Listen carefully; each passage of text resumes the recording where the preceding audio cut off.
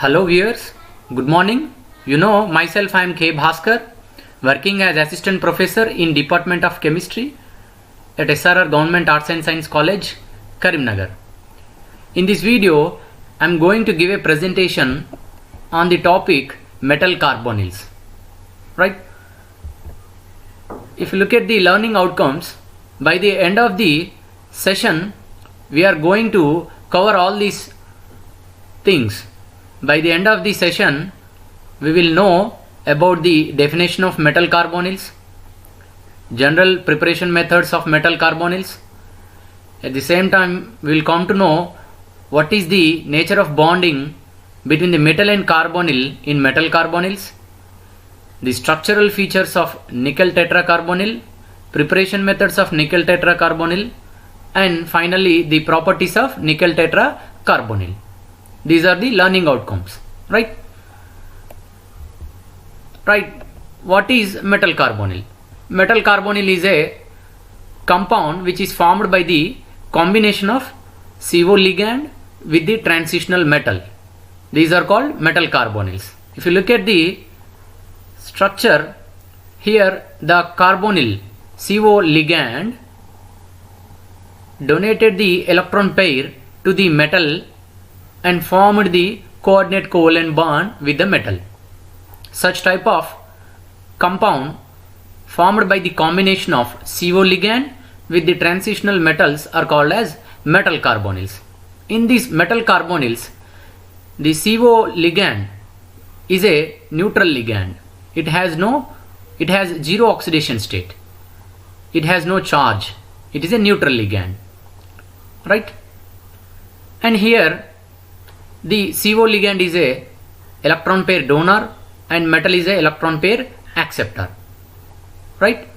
And based on the number of metal atoms in the metal carbonyl, the metal carbonyls are classified into two types, right? You can see here in the slide classification of metal carbonyls. So depending upon the number of metal atoms in a given carbonyl, the metal carbonyls are classified into two types: mononuclear carbonyls, polynuclear carbonyls. Mononuclear carbonyls are nothing but, in this metal carbonyls there is only one metal atom per molecule, whereas in polynuclear carbonyls there are more than one metal atoms per a given metal carbonyl molecule. In mononuclear carbonyls, there is only one metal per molecule. In polynuclear carbonyls, there are more than one metal atoms per molecule. If you look at the examples, you can see here mononuclear carbonyls. In this general formula is M attached to Y carbonyl ligands. That means here there is only one metal atom per molecule. Examples: vanadium hexacarbonyl, chromium hexacarbonyl, iron pentacarbonyl, nickel tetracarbonyl. So these are the some examples for mononuclear carbonyls. And the second one, that is polynuclear carbonyls. Just now I told you the definition for polynuclear carbonyls is, in these metal carbonyls there are more than one metal atoms per molecule. If you look at the general formula, that is Mx carbonyl taken Y times. And these are the some of the examples, that is dinuclear compound of manganese and cobalt, iron, and you can see here one more, that is trinuclear compound of iron atom in which there are 2 carbonyls, 12 carbonyls. And these polynuclear carbonyls are further classified into two types: homopolynuclear carbonyls, heteropolynuclear carbonyls. Homopolynuclear carbonyls are nothing but, in this only one type of metal atom is involved in the molecule formation, whereas in heteropolynuclear carbonyls there are more than one type of metal atoms involved in the formation of metal carbonyl molecule. You can see here in this red color, in this polynuclear carbonyl there are two metal atoms, that is manganese as well as rhenium. These are two different metal atoms involved in formation of the metal carbonyl. So therefore such type of compound is called as heteropolynuclear carbonyls, right? So this is what about the classification of metal carbonyls, right? In this slide you can see the general methods for the preparation of metal carbonyls. We have totally 4 types of general methods for the preparation of metal carbonyls. The first one is that is by direct synthesis. In this method, the metal in finely divided state is combined with the carbonyl ligand under suitable temperature and pressure conditions. Then we will get our desired metal carbonyl as a product, right? In this method, the metal is combined with the carbonyl ligand at suitable temperature and pressure conditions. We will get the metal carbonyl as a product. You can see these are the examples, right? Coming to the second method for the preparation of metal carbonyls, that is, in this method the metal salts are treated with the carbonyl ligand in presence of reducing agent or in presence of metals. At suitable temperature and pressure, we will get the metal carbonyls as product. You can see here in this first one, you can see the iron salt, iron iodide is treated with the carbonyl ligand in presence of metal at 200 degrees Celsius and 200 atmospheric pressure. Then here we obtain the iron pentacarbonyl as the product. Similarly, you can see the other examples in which the metal salts are treated with the carbonyl ligands in presence of metal or in presence of reducing agent like sodium. Under suitable temperature and pressure conditions, we will get the metal carbonyls as the product, right? The third general method for the preparation of metal carbonyls is from iron pentacarbonyl. You know, iron pentacarbonyl, in the iron pentacarbonyl, the carbonyl ligands are labile ligands. That means they are very much reactive. When this iron pentacarbonyl is treated with other salts, then what happens here? The iron pentacarbonyl, the carbonyl ligands will replace the chloroligands in the other metal salts. So finally we will get the desired metal carbonyl as a product. You can see in this first example, the molybdenum salt of chloride ions is treated with the iron pentacarbonyl, in which the carbonyl ligands replace the chloroligands on the molybdenum to give the molybdenum hexacarbonyl as the product, right? So here the iron pentacarbonyl, in this metal carbonyl, the carbonyl is a active ligand, labile. Here the carbonyl is a labile. It will easily replace the chloroligands on the metal salts, right? And finally, the fourth method of preparation is from the iron pentacarbonyl. This iron pentacarbonyl will dimerize to give dinuclear compound, that is polynuclear metal carbonyl, under ultraviolet conditions in presence of acetic acid. In presence of acetic acid, iron pentacarbonyl dimerize to give polynuclear metal carbonyl as the product. Similarly, the osmium pentacarbonyl, in presence of acetic acid under ultraviolet conditions, it will dimerize to give polynuclear metal carbonyl as the product. So in this way we are having 4 types of general methods for the preparation of metal carbonyls, right? Coming to the bonding in metal carbonyls. So before this, bonding in metal carbonyls, to understand the bonding in metal carbonyls, to understand the nature of bonding between the metal in carbonyl, one must have clear idea about the structure of carbonyl ligand. You can see in this slide the carbon is a atom having 6 atomic number. Its electronic configuration is 1s2, 2s2, 2p2. You can see, whereas oxygen is the atom with atomic number 8. Its electronic configuration is 1s2, 2s2, 2p4. Right?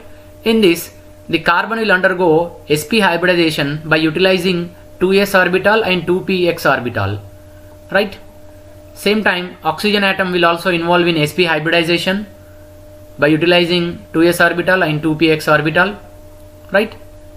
So if you look at the diagram, the carbon is having 2 sp hybrid orbitals.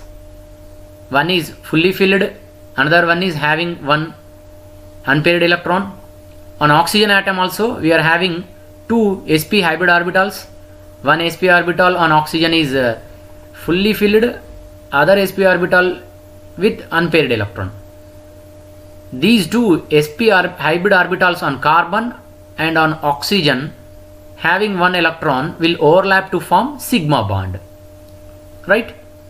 The py orbital on the carbon atom is having one electron. The py orbital on the oxygen atom is also having one electron.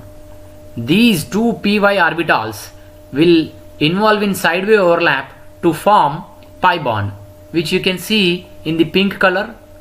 That is py orbital on carbon atom side and py orbital on oxygen atom side having one electron each will involve in sideway overlap to form pi bond. Similarly, if you look at the pz orbital on the carbon atom side, it is empty. On oxygen atom side, it is having fully filled electrons, that is paired electron. On oxygen atom side, it is having pz orbital, that is pure pz orbital. This is not involved in the hybridization, having lone pair of electrons in it. On carbon atom side, the pz orbital is empty. So by the sideway overlap of this unhybrid pure pz orbital on carbon atom side, which is empty, and lone pair electron pz orbital on oxygen atom will involve in sideway overlap to form pi bond. But this is not a regular covalent bond. This pi bond is not a regular covalent bond because here the 2 electrons are donated to the empty orbital of the carbon atom side. Such type of sharing of electron pair is nothing but coordinate covalent bond, which you can see finally that between the carbon and oxygen atom in carbonyl ligand having 3 bonds. One is sigma bond, which is formed by overlap of sp hybrid orbitals each on carbon and oxygen atom side. Another one is pi bond, which is due to the overlap of pure py orbitals having one electron each on carbon atom to form such pi bond. Finally, the second pi bond is a coordinate covalent bond. You can see here, right?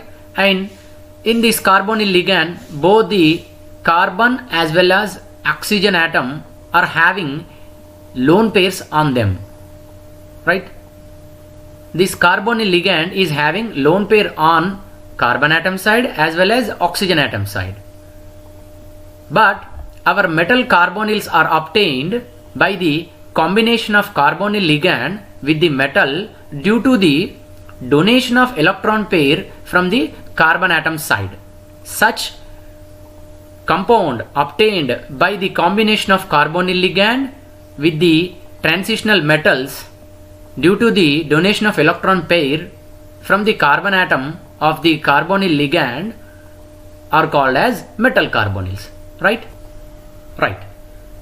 So this is the electronic configuration of carbonyl molecule. It shows that it has a lone pair of electron on carbon and oxygen atom each.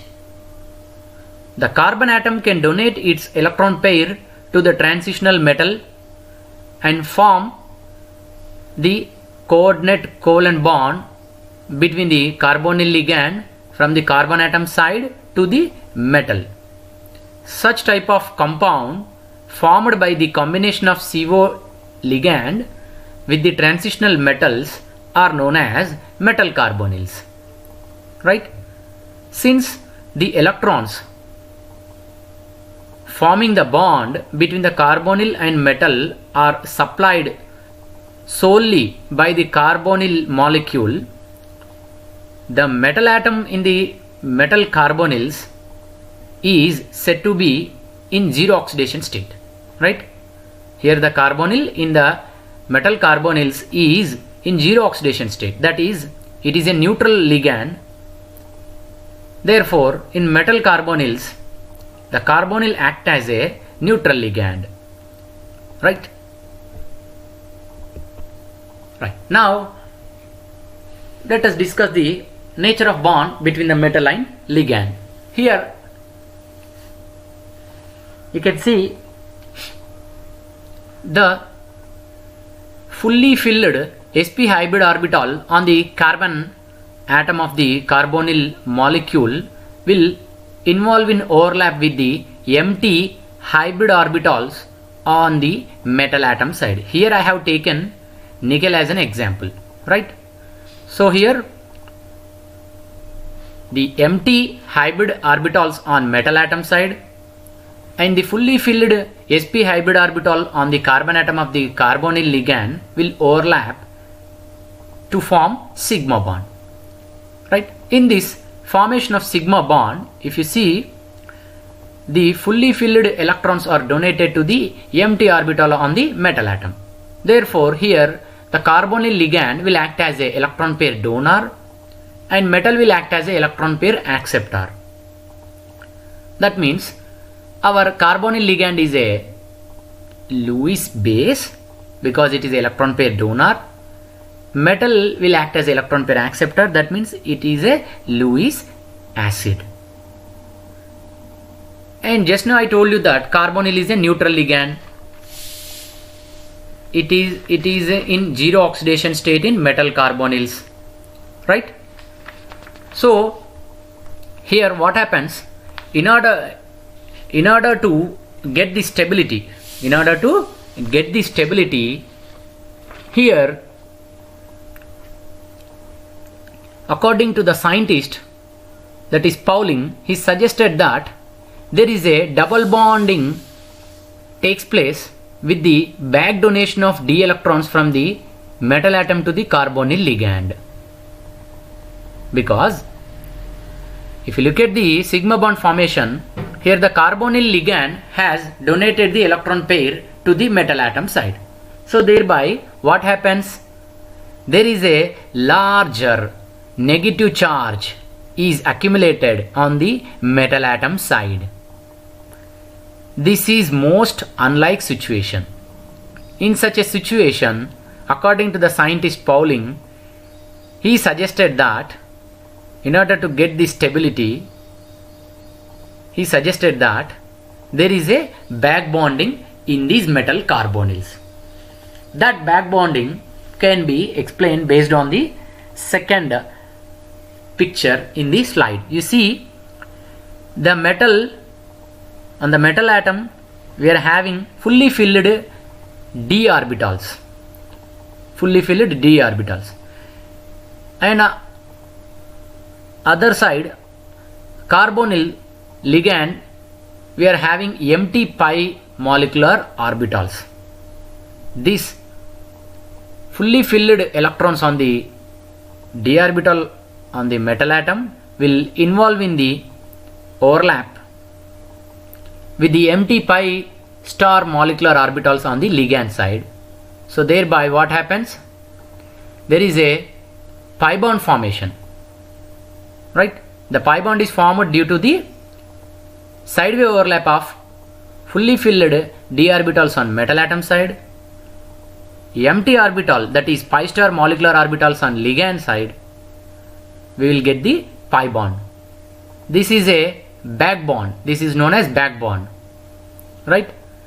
In this pi bond formation, the metal is a electron pair donor, ligand is a electron pair acceptor, right? That means metal is a Lewis base, ligand is a Lewis acid. So if you look at both the sigma bond as well as pi bond formation in metal carbonyls, we can say that both the metal as well as ligand in metal carbonyls will act as Lewis base and Lewis acid. Both the metal and ligand will act as Lewis base and Lewis acid. In sigma bond formation, metal is a Lewis acid because it is electron pair acceptor. In pi bond formation, metal is a Lewis base because it is a electron pair donor. In sigma bond formation, ligand is a electron pair donor, it is a Lewis base. In pi bond formation, ligand is a electron pair acceptor, it is a Lewis acid, that is electron pair acceptor, right? Once again I am noting you that here carbonyl is a neutral ligand, and due to the donation of electron pair to the metal atom, there is a large negative charge is accumulated on the metal. This is a most unlike situation because metal is electropositive nature. So to avoid such situation, the Pauling suggested that there is a double bond character between the metal and ligand, which is formed due to the back donation of electrons, that is d electrons from the metal to the empty orbitals, that is pi star molecular orbitals on the ligand side, right? Coming to the structure of nickel tetracarbonyl, and if you look at the coordination number of this complex, in this the carbonyl is a monodentative neutral ligand. Each carbonyl will form one bond with the metal. So totally we are having 4 carbonyls in nickel tetracarbonyl complex. Thereby we can say that there are 4 bonds between the metal and ligand in this complex. By the definition, coordination number is nothing but the number of bonds between the metal and ligand. Therefore here the number of bonds are 4. Thereby we can say that the coordination number of this complex is 4. According to the valency bond theory postulates, if the coordination number is 4, there is a chance of metal to undergo 2 type of hybridizations. Either it will undergo dsp2 hybridization or it will undergo sp3 hybridization by utilizing empty orbitals. By utilizing empty orbitals only, the metal will undergo hybridization, which is equals to the coordination number of the complex. This is the postulate of valency bond theory, right? Here in this, the nickel atomic number is 28 and the electronic configuration is 3d8, 4s2, 4p0, 4d0. And if you see the electronic structure, electronic configuration at this situation, the 3d is having 8 electrons, 4s is having 2 electrons, 4p is empty, 4d is also empty. And if you look at the oxidation state of the nickel atom in this molecule, you see here, how do we calculate the oxidation state of the metal in a complex? By using a equation, that is the sum of the oxidation states of all the atoms in a molecule is equals to the charge present on it. That means the nickel oxidation state plus 4 into carbonyl oxidation states is equals to the 0, because here the charge present on this molecule is 0. And just now we are discussed that carbonyl is a neutral ligand, it is in 0 oxidation state, therefore its oxidation state is 0. By substituting 0 in the oxidation state of carbonyl ligand, finally we get the oxidation state of nickel in this complex is 0.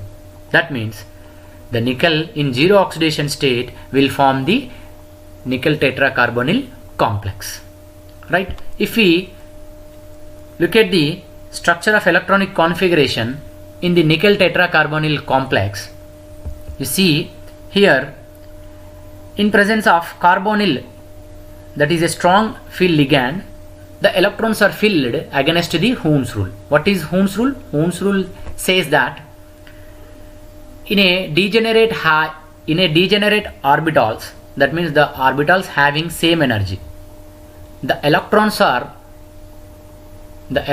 filled in empty orbitals followed by pairing takes place. So before pairing, the electron will enter empty orbitals of the degenerate state. So that is called Hund's rule. But according to the valency bond theory, in presence of strong field ligands, the electrons are filled against the Hund's rule. That means the pairing takes place initially. From the beginning only, we have to pair the electrons in each empty orbital of the degenerate orbitals. Here you see the nickel in zero oxidation state, it is having totally 10 electrons. 8 in 3d orbital, 2 in 4s orbital, totally 10 electrons. Now let us start the filling of 10 electrons in the 3d orbital. That is against the Hund's rule. If we fill the 10 electrons against the Hund's rule, that means we have to pair the electrons from the beginning itself. So 1 2 1 2 1 2 1 2 1 2. If we fill like that, totally the 3d orbitals will be fully filled, having 10 electrons in it. At this situation, there are no inner 3d orbitals empty. There are no empty orbitals on 3d level. We are having only empty orbitals in 4s level as well as 4p level. So there is no question of dsp2 hybridization in this complex, because here the inner 3d levels are completely filled. There is no empty orbital at this level. So therefore, for this complex, the only option is it has to undergo sp3 hybridization by utilizing the empty 4s and empty 3,4p orbitals. So thereby this complex will undergo sp3 hybridization by utilizing 4s and 4p orbitals, and this is the structure of the complex, that is tetrahedral complex.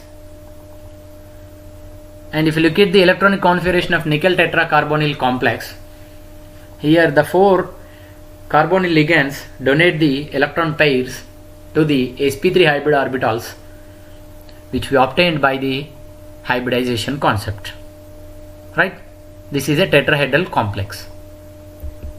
And coming to the preparations of nickel tetracarbonyl, usually we can prepare the nickel tetracarbonyl in 3 ways. One is from direct method. In this, the nickel metal in finely divided state is subjected to the carbonyl ligand at a suitable temperature and pressure conditions. We will get the nickel tetracarbonyl as the product, right? By the direct combination of carbonyl with the finely divided nickel metal at suitable temperature and pressure, we will get the nickel tetracarbonyl as the product. The second method is alkaline suspension of nickel cyanide, right? By passing the carbonyl ligand through the alkaline suspension of nickel cyanide or nickel sulfide, we will get the nickel tetracarbonyl. This is what the second method. And finally, the third method involves the action of carbonyl ligand on the nickel 2 complex. Here the nickel 2 complex is nickel 2 phenyl dithiocarbamate. This is the complex which we treat it with the carbonyl ligand. By treating this nickel 2 phenyl dithiocarbamate with the carbonyl ligand, we will get the nickel tetracarbonyl as the product. And this method generally we use it in laboratory, so that's why it is a laboratory method, laboratory preparation. In laboratory we will prepare the nickel tetracarbonyl by using this method, right? These are the 3 methods through which we will prepare the nickel tetracarbonyl. Coming to the properties of nickel tetracarbonyl. And if you look at the physical properties of nickel tetracarbonyl, here nickel tetracarbonyl is a colorless liquid and its boiling point is 43 degrees Celsius, and solidify at 25 degrees Celsius. It is miscible with the benzene and it is almost insoluble with the water. Nickel tetracarbonyl is highly poisonous. These are the physical properties of nickel tetracarbonyl. Coming to the chemical properties, the first one is action with sulfuric acid. Sulfuric acid reacts with the nickel tetracarbonyl as follows. You see, nickel tetracarbonyl reacts with sulfuric acid to give nickel sulfate as the product. During this reaction, hydrogen gas is evolved, right? The second property is action of nitrosyl. Action of nitrosyl. Right. Many carbonyls reacts with nitric oxide, that is nitrosyl, to form metal carbonyl nitrosyls. But our nickel tetracarbonyl reacts with nitrosyl to give blue colored compound. That is nickel attached to nitrosyl as well as hydroxy. You can see in this first example, right? While the dry nitric oxide gives a blue solution of the composition, that is nickel connected to nitrosyl as well as nitro group, right? With the moisturous NO ligand, it will give the blue colored compound in which the nickel is connected to NO as well as hydroxy group. While the nickel tetracarbonyl, upon the action of dry nitrosyl ligand, it will give a blue solution of the complex with the composition, that is nickel connected to NO as well as NO2, right? Coming to the next important reaction is substitution reaction, right? Some or all the carbonyl groups can be replaced by the monodentate ligands as well as bidentate ligands, right? Substitution reaction you can see here. In almost of all the cases, some or almost of all the carbonyl ligands are replaced by the monodentate ligands or bidentate ligands. You see in the first step, in the first reaction, all the 4 carbonyl ligands on the nickel tetracarbonyl are replaced by the ligand we have taken, that is alkyl cyanide, right? And second one, trichlorophospine, right? In this 4 carbonyls are replaced, and in the third and fourth example, you see these are the bidentate ligands, that is ardophenanthrene. It is a neutral bidentative ligand, and another one is, it is also a bidentative ligand, right? In this only 2 carbonyl groups are replaced, and the last one you see here, the nitro, it is a bidentate ligand, it replaced the 4 carbonyl ligands, right? So in substitution reaction, usually 2 or more than 2 carbonyl ligands are replaced by the monodentate ligands like alkyl isocyanide or trichlorophosphorus, or bidentate ligands like ardophenanthrene nitro group. This is what about the substitution reaction in nickel tetracarbonyl. Action of heat. You see, the nickel tetracarbonyl, when we heat the nickel tetracarbonyl at 180 degrees Celsius, it will undergo decomposition to give nickel as well as 4 carbonyl ligands. And final property is action of halogen. Usually most of the carbonyls reacts with halogens to form metal carbonyl halides. That means only some of the carbonyl ligands on metal carbonyl will be replaced by the halogen to give metal carbonyl halides. But coming to our nickel tetracarbonyl get decomposed into metallic halides and carbonyl when we treat nickel tetracarbonyl with the halogens. You see here, nickel tetracarbonyl, when we treat it with the bromine, the nickel tetracarbonyl get decomposed into nickel bromide and carbonyl. Right?